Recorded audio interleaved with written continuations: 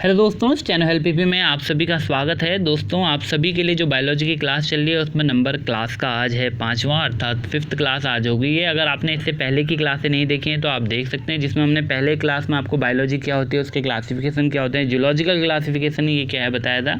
Second class में हमने आपको सेल के बारे में बताया था, सेल्स क्या होती हैं। उसके साथ साथ हमने आपको ब्लड को कवर कराने की कोशिश करी थी।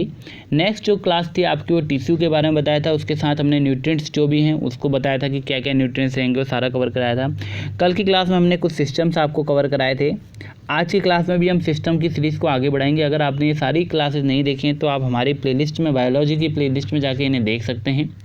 आज हम बात करेंगे रेस्पिरेटरी सिस्टम की। रेस्पिरेटरी सिस्टम क्या होता है, इसके साथ साथ कुछ दो और सिस्टमों को देखेंगे हम क्या क्या होते हैं। सबसे पहले हम देखेंगे रेस्पिरेटरी सिस्टम अर्थात श्वसन तंत्र।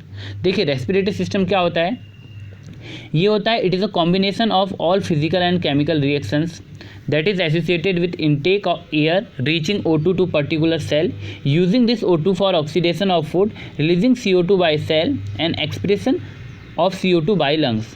ये जो प्रोसेस है आपकी श्वसन की, पूरी जो श्वसन की प्रोसेस है इसे मैं समझाने का आपको बताता हूँ। श्वसन वो होता है जब सभी भौतिक और रासायनिक क्रियाओं का जोड़ है, जिसमें वायुमंडलीय ऑक्सीजन शरीर की कोशिकाओं में पहुंचकर भोजन का ऑक्सीकरण करती है, फलतः ऊर्जा मुक्त होती है और इस अभिक्रिया में बनी CO2 को शरीर से बाहर फेफड़ों द्वारा पहुंचाया जाता है।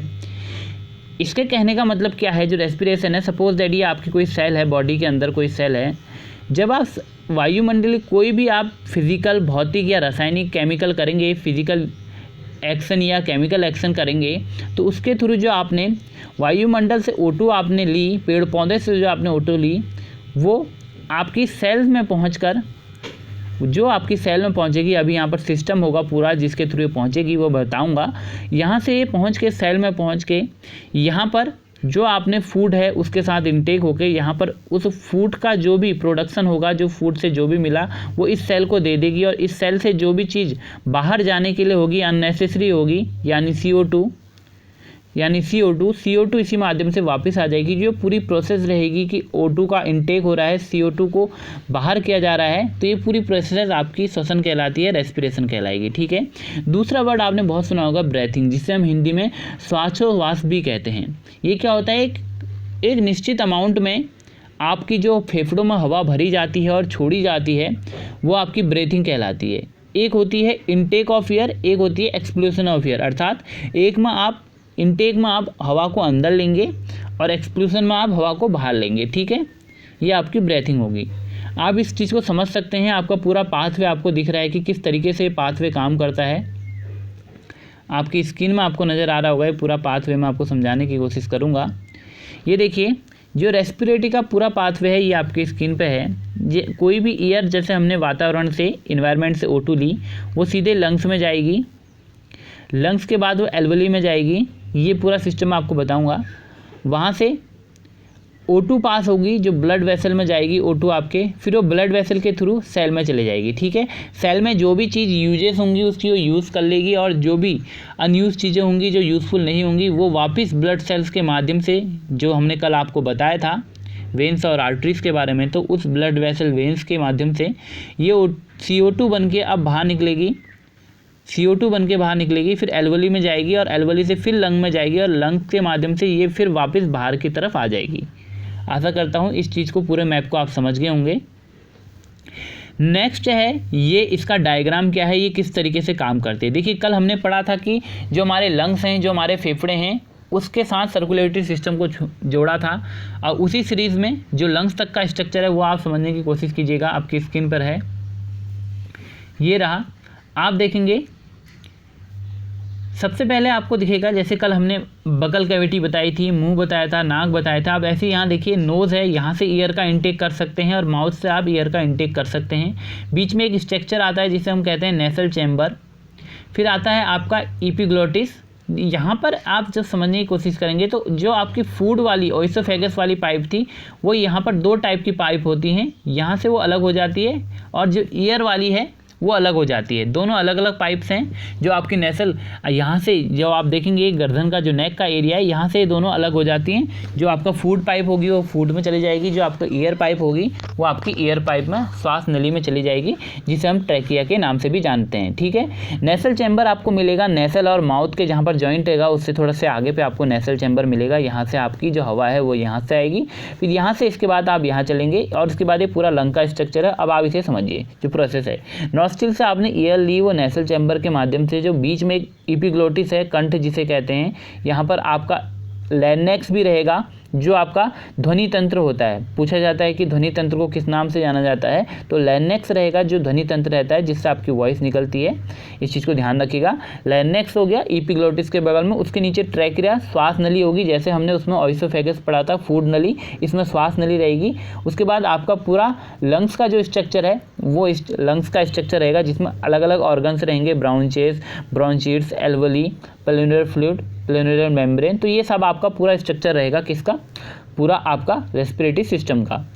अब इसमें हम बात करते हैं नोज। नोज का काम क्या है, देखिए नाक में म्यूकस की परत पाई जाती है जो हानिकारक कणों को नाक में ही रोक देती है। इस तरह केवल महीन कण ही फेफड़ों में पहुंच पाते हैं। नाक बाहरी वायु के ताप को हमारे फेफड़ों में उपस्थित ताप से सामंजस्य करती है। देखिए जो नोज़ है, जो हमारी नोज़ है, आपने देखा होगा नोज़ में आपको छोटे छोटे रोम्स दिखेंगे, हेयर लाइक स्ट्रक्चर्स दिखेंगे। ये आपके जो भी हार्मफुल जो भी एलिमेंट्स अंदर आने की कोशिश करते हैं उनको अंदर आने नहीं देती, उसे वहीं पर रोक देती है और वहीं पर किल करने का काम भी करती है कौन, नोज़। ठीक है, और एक नोज़ का इम्पोर्टेंट वर्क भी ये है कि ये जो हमारा एक्सटर्नल इन्वायरमेंट का टेम्परेचर है और जो हमारा इंटरनल लंग्स में जो टेम्परेचर है उनको इक्विलिब्रियम करने का काम भी नोज़ करती है। इस चीज़ को ध्यान रखिएगा। ठीक है, नोज़ के बाद हमने पढ़ा जो आपकी बीच की एपिग्लोटिस है, कंठ है, वो क्या है, जो हमारे कंठ से होकर वायु फेफड़ों में प्रवेश करती है वो बाहर आती है। कंठ नर में महिला से ज़्यादा विकसित होता है। कंठ में इस अतिरिक्त उभार को एडम एप्पल के नाम से जाना जाता है। ठीक है, जो एपिग्लोटिस है वो मेल में थोड़ा ज़्यादा डेवलप होता है, फीमेल में थोड़ा कम होता है। इसीलिए आपने देखा होगा मेल की वॉइस की पिच जो रहती है वो थोड़ा सा अप रहती है। इस चीज़ को ध्यान रखिएगा। अब है एपिग्लोटिस क्या है जिसकी हमने बात करी, जो ईयर का जो मैंने बताया था एपिग्लोटिस, जो ईयर वहीं से फ्लो करेगी, फेफड़ों में जो जाएगी लंग्स में वहीं से जाएगी। ठीक है, नेक्स्ट आपका आता है लार्नेक्स, ध्वनि तंत्र। लार्नेक्स से होकर जब वायु गुजरती है तो ध्वनि उत्पन्न होती है। पुरुषों की ध्वनि मोटी लो पिच की होती है और महिलाओं की ध्वनि हाई पिच की होती है। ठीक है, इस चीज़ को समझने की कोशिश कीजिएगा। जो लार्नेक्स है ध्वनि तंत्र है, उसमें वायु होकर गुजरती है, जब एयर इससे आर या पार जाती है तो इससे क्या होता है, वॉइस का उत्पन्न होती है, वॉइस निकलती है। पुरुषों में ये क्या रहेगी, मोटी रहेगी, पिच मोटी रहती है, और महिलाओं में इसकी पिच हाई पिच की रहती है। ठीक है, अब इसके बाद का आता है ट्रैकिया, श्वास नली, जो जैसे हमारा ओइसोफेगस था। ठीक है, श्वास नली से होकर वायु फुसफुस फेफड़ों में पहुंचती है, निकलती है। श्वास नली में कभी भी खाना नहीं जाता है, ठीक जिस तरह ग्रास नली में कभी भी वायु नहीं जाती। अगर ऐसा हो जाए तो इंसान की मृत्यु हो जाएगी। ठीक है, आशा करता हूँ यहाँ से समझे होंगे कि जो हमारा ओइसोफेगस है वो हमारी अलग लाइन है, अलग ट्यूब है, और जो हमारी ट्रैकिया है इसकी अलग फुट है। इसमें श्वास नली में ट्रैकिया में आपका ओनली ऑन एयर ही जाएगी और इसमें आपका ओनली ऑन फूड ही जाएगा।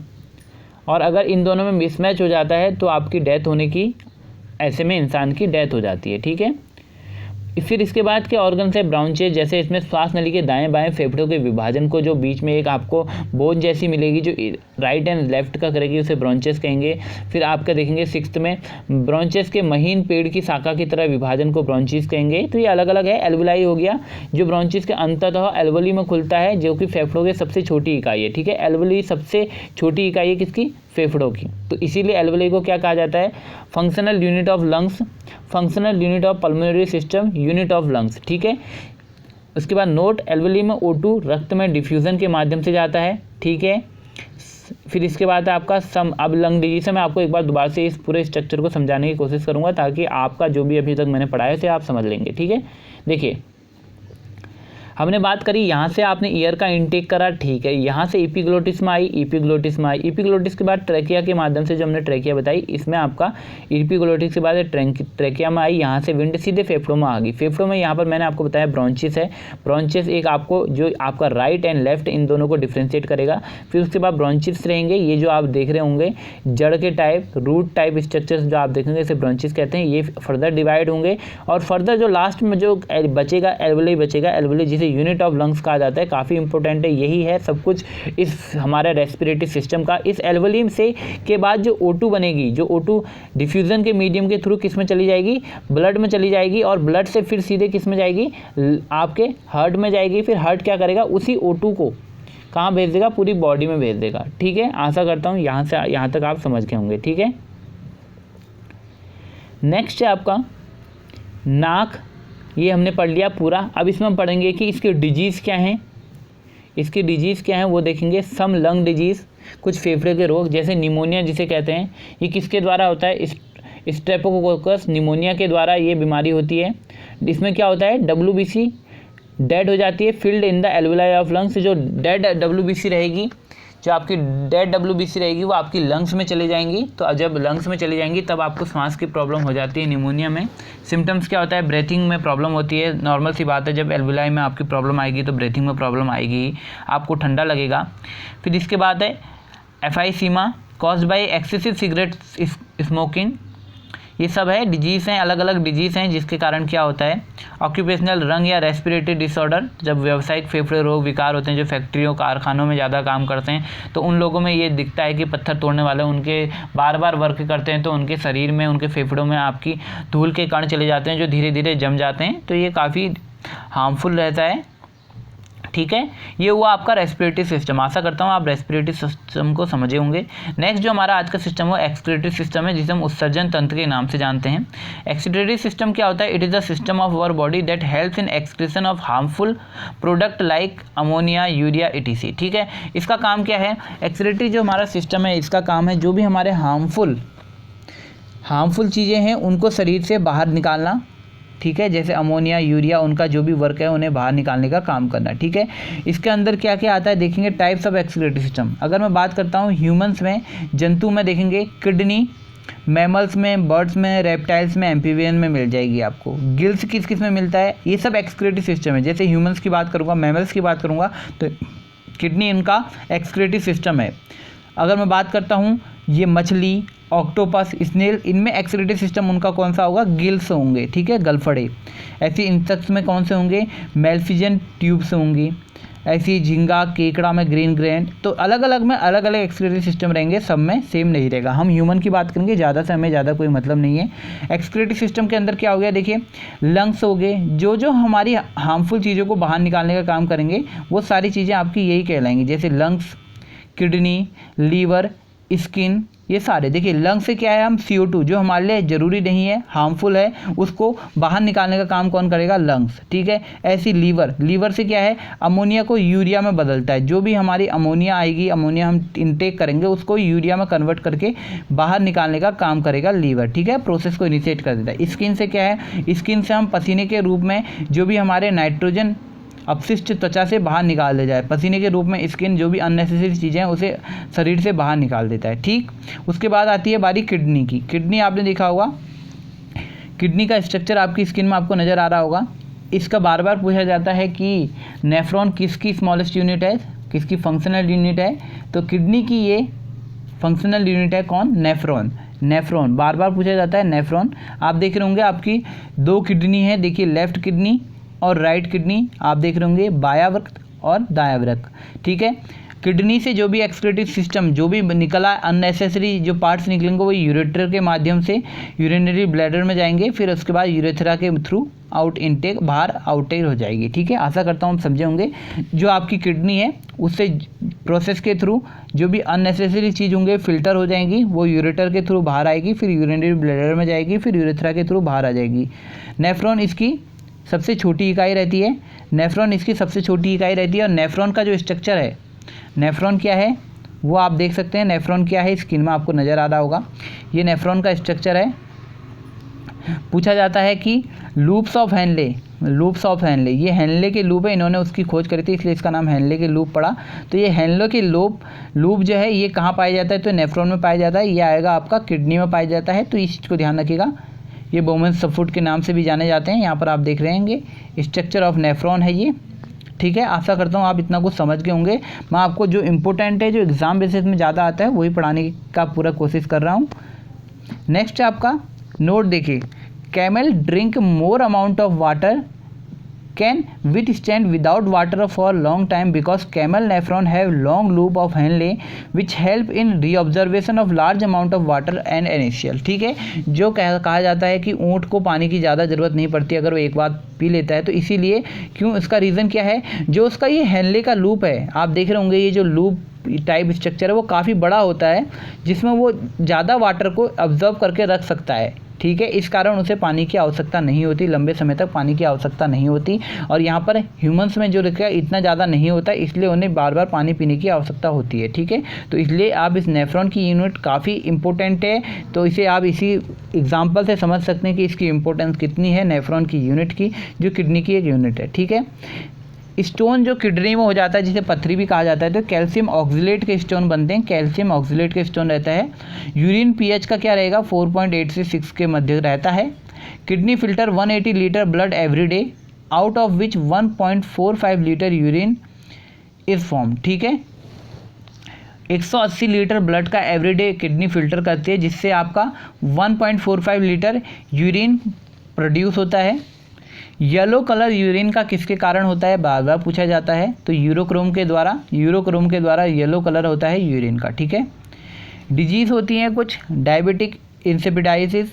ठीक है, इसमें क्या होता है, इसमें होता है जो आपका ग्लोमेरुलस है उसमें छिद्र हो जाते हैं, जिस कारण ये रक्त को ढंग से छान नहीं पाता और मूत्र में महत्वपूर्ण प्रोटीन व पदार्थ निकल जाते हैं। ठीक है, ये एक डिजीज़ है डायबिटीज़ इंसिपिडाइटिस, जिसमें आपका जो गुच्छ है उसमें आपके क्या होल हो जाते हैं, जो अगर होल हो गया तो आपको क्या होगा, जो हमारा ब्लड है वो अच्छी तरीके से नहीं फिल्टर हो पाएगा, और अच्छी तरीके से जब फिल्टर नहीं हो पाएगा तो ये प्रोटीन और जो भी हमारे इम्पोर्टेंट यूज़फुल जो एलिमेंट्स हैं वो बाहर निकल जाएंगे। ठीक है, इसके बाद हम बात करेंगे एक्सक्रीटरी सिस्टम की, जिसे हम कंकाल तंत्र के नाम से जाते हैं, कंकाल तंत्र के नाम से हम जानते हैं। कंप्लीट जो ये सिस्टम है इसका काम क्या रहता है, complete system of bones that support our body posture is called skeletal system. हमारे शरीर की जो भी हड्डियां हैं उनका ये पूरा सिस्टम जो हमारे शरीर को पॉस्चर देने का, एक रूप देने का काम करता है, वो स्केलेटल सिस्टम होता है। दो टाइप के होते हैं, एक्सियल, एक होता है आपका अपेंडिकुलर अक्षीय तंत्काल तंत्र, और उपांगीय तत्काल तंत्र। जो अक्षीय होता है उसके अंदर 80 बोन्स होती हैं, और आपका जो उपांगीय होता है उसके अंदर 126 बोन होती हैं। देखिए, जो अक्षीय होगा उसमें क्या होंगे, हेड और वर्टेब्रल, जो भी आपका हेड है और आपका कशेरुदंड है वो आपके इसके अंदर आएंगे, और उसमें उपांगीय के अंदर क्या आएंगी, लिम्ब बोन और ग्रिडल्स, ये सारी चीज़ें आएंगी। इसका नंबर ज़्यादा याद नहीं है, ज़्यादा इंपॉर्टेंट नहीं है, हमें जो याद रखना है डाटा याद रखना है। टोटल बोन्स कितनी होती हैं, 206 होती हैं एडल्ट मेल में, 206 होती हैं टोटल। इसका स्क्रीनशॉट आप ले सकते हैं। टोटल जो बोन रहेगी वो 206 रहेंगी एडल्ट मेल में। बर्थ के टाइम में बच्चे में कितनी रहती है, 306। मैं इसे थोड़ा क्लियर कर दूँ, 306। ठीक है, थोड़ा थोड़ा जैसे बड़ा होता है वैसे वैसे फिर 270, और एडल्ट फीमेल में क्या होती है, 208 बोन्स होती हैं एडल्ट फीमेल्स में। 2 एक्स्ट्रा प्यूबिस बोन्स उनमें पाई जाती हैं, 2 एक्स्ट्रा प्यूबिस बोन्स उनमें पाई जाती है, तो फीमेल में 208 रहती हैं। एक और डाटा आपकी स्क्रीन पे है, बिगेस्ट बोन कौन सी है, फीमर, जिसे जांघ की हड्डी कहते हैं। स्मॉलेस्ट बोन कौन सी है, स्टेपस, जिसे कान की हड्डी कहते हैं। स्ट्रॉन्गेस्ट बोन कौन सी है, मैंडिबुलम, जबड़े की हड्डी जो होती है। लॉन्गेस्ट मसल, ग्लैंडुलस मैक्सिमा, और स्मॉलेस्ट मसल स्टेपिडियस। ठीक है, आशा करता हूँ इतना समझे होंगे। इसका स्क्रीनशॉट आप ले लीजिएगा, इसका स्क्रीनशॉट आप ले लीजिए, काफ़ी यूज़फुल है ये, इसका स्क्रीनशॉट आप ले लीजिए। Bone to bone is attached by ligaments, bone to muscle is attached by tendon. ये भी पूछा जाता है कि बोन टू बोन, हड्डी से हड्डी किसके थ्रू जुड़ी रहती है, तो लिगामेंट्स के थ्रू जुड़ी रहती है, और बोन टू मसल किसके द्वारा जुड़ा रहता है, तो टेंडन के मीडियम से जुड़ा रहता है। आशा करता हूँ यहाँ तक आपको समझ में आया होगा। तो हमने आज 3 सिस्टम पढ़े। सबसे पहले हमने क्या पढ़ा, सबसे पहले जो हमने पढ़ा वो तो हमारा रेस्पिरेटरी सिस्टम। सबसे पहले हमने पढ़ा क्या, रेस्पिरेटरी सिस्टम, जिसमें हमने देखा कि किस तरीके से अलग अलग रेस्पिरेटरी सिस्टम का काम होता है। नेसल जो चैम्बर है वहाँ से एयर आएगी इनटेक, फिर आपका ट्रैकिया के मीडियम से यहाँ पर एपिग्लोटिस होगा, लाइनेक्स होगा, फिर ट्रैकिका के मीडियम से आपका लंग्स में जाएगी, फिर यहाँ पर इसका वर्क होता है और इसके एल्वलाई जो सबसे छोटी यूनिट होती है वो आपका O2 लेके फिर पूरे बॉडी में, फिर O2 उसके बाद लंग्स में, आपका लिवर हार्ट में जाएगा, फिर वहाँ से वो पूरी बॉडी में प्रोसेस हो जाएगा। ये था हमारा रेस्पिरेटरी सिस्टम। उसके बाद हमने देखा एक्सक्रीटरी सिस्टम, जो हमारे अलग अलग ऑर्गन्स हैं, जैसे हमारा खुद आपका जो हमारे लंग्स हैं, किडनी है, ये सारी चीज़ें एक्सक्रीटरी सिस्टम का काम करते हैं, क्योंकि ये अननेसेसरी चीज़ों को बाहर करते हैं। उसके बाद थर्ड चीज़ हमने पढ़ी जो स्केलेटल सिस्टम था, कंकाल तंत्र था, उसमें हमने इंपॉर्टेंट चीज़ें देखी जो हमारी यूज़फुल है, कितनी हड्डियाँ यूज़फुल है, कितनी हड्डियाँ होती हैं, बच्चों में कितनी होती हैं, फीमेल्स में क्या एक्स्ट्रा रहती है, और जो भी ये बोन टू बोन को कैसे जोड़ा जाता है, ये सारी चीज़ें हमने पढ़ी। अगर आपको ये वीडियो पसंद आई होगी तो आप प्लीज़ कमेंट बॉक्स में ज़रूर लिख के बताइएगा।